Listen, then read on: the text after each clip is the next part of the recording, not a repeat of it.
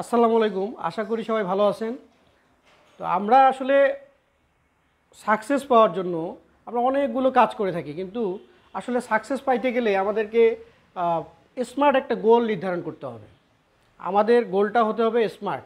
এখন স্মার্ট গোল কিভাবে আমরা নির্ধারণ করব? স্মার্ট গোল কি নির্ধারণ করা সহজ, বা আমরা কিভাবে, অনেকেই আমরা এটা জানি না যে স্মার্ট গোল নির্ধারণের জন্য আমাদের কি করা উচিত।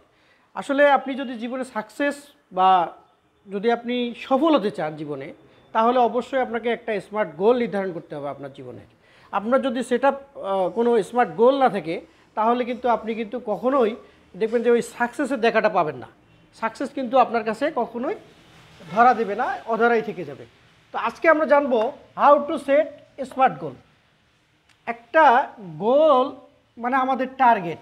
একটা টার্গেট যদি আমরা ঠিক করতে চাই, সেটা কিভাবে স্মার্ট করা যায়, সেই বিষয়টাই আজকে কিন্তু আমাদের আলোচনার মধ্যে থাকবে। প্রথমেই স্মার্ট শব্দটাকে যদি আমরা ভাঙি, তাহলে আমরা দেখি যে এস ফর স্পেসিফিক।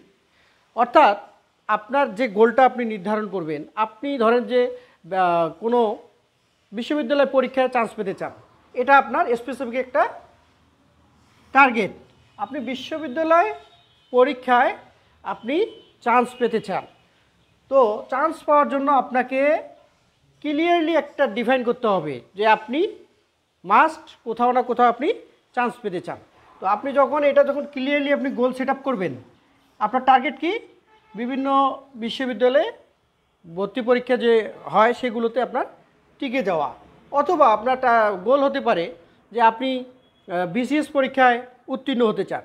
তো অথবা আপনি কোনো একটা দেখা গেল যে খামার বাড়ি করতে চান, বাগান বাড়ি করতে চান, সেটা সেটা আপনাকে স্পেসিফিক করতে হবে। তাহলে স্মার্ট গোল নির্ধারণ ক্ষেত্রে প্রথমেই যে ইয়েটা আপনার থাকতে হবে, সেটা হচ্ছে স্পেসিফিক একটা টার্গেট ঠিক করতে হবে।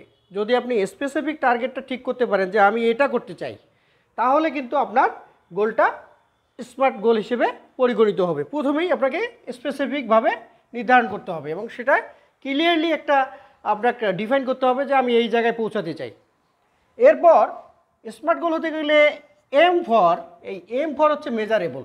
দেখেন, একটা স্মার্ট গোল আপনি কাজ করেই গেলেন, আপনার কতটুকু উন্নয়ন হলো, বা আপনি কতটুকু সাকসেসের কাছাকাছি, কতটুকু আপনি সফলতার কাছাকাছি, এটা আপনার বুঝতে হবে না? অবশ্যই বুঝতে হবে। এজন্য আমরা স্মার্ট গোলের মধ্যে এম ফর দেখব যে মেজারেবল, মানে যেটা পরিমাপ করা যায়। আপনি অবশ্যই আপনার গোলটা পরিমাপযোগ্য করবেন। দেখেন, অনেকগুলো পরীক্ষা হয় বিসিএসে, কয়েকটা ধাপ আছে। একটা হলো প্রিলিমিনারি, রিটেন, ভাইভা। আপনি প্রিলি পাস করলেন, রিটেন পাস করলেন না, ভাইভা পাস করলেন না, বা রিটেন পাস করলেন, ভাইভা পাস করলেন না, অথবা আপনি জাহাঙ্গীরনগরে টিকলেন, ঢাকা ভার্সিটিতে টিকলেন না। এই যে প্রথম আগে পরে তো পরীক্ষাগুলো হয়, যখন আপনি দেখবেন যে প্রথমের পরীক্ষাগুলোতে আপনি টিকতেছেন না, তখন আপনার বুঝতে হবে যে আপনার ইফোর্ট কম হয়েছে। তাইলে আপনাকে মেজারেবল করতে হবে।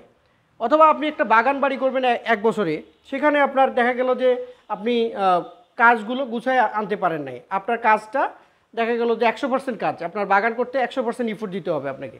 তাহলে 100% ইফোর্ট দিতে গিয়ে আপনি দেখা গেল যে 6 মাস চলে গেছে, আপনি 20% কাজ করছেন, তাহলে কিন্তু আপনার এই যে মেজারমেন্টটা আপনাকে বলে দেবে যে আপনি সাকসেসের অনেক দূরে আছেন।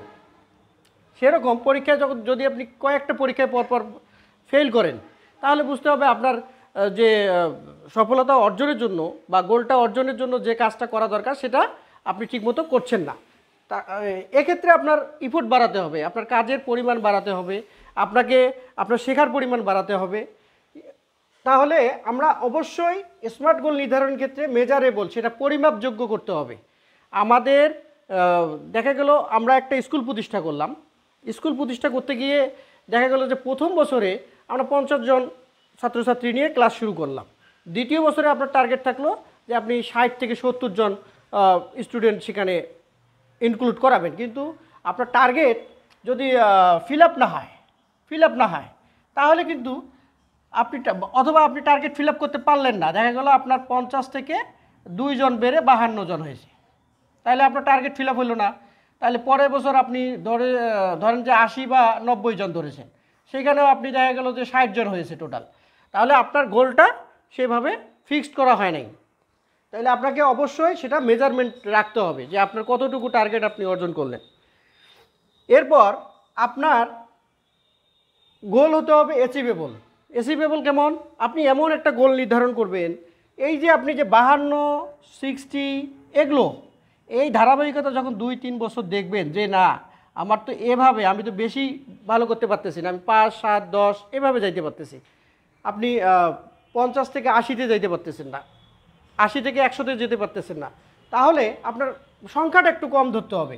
আপনি 50 থেকে 55 ধরেন, 55-র পরে 60 ধরেন, এইভাবে আপনি যান। তাহলে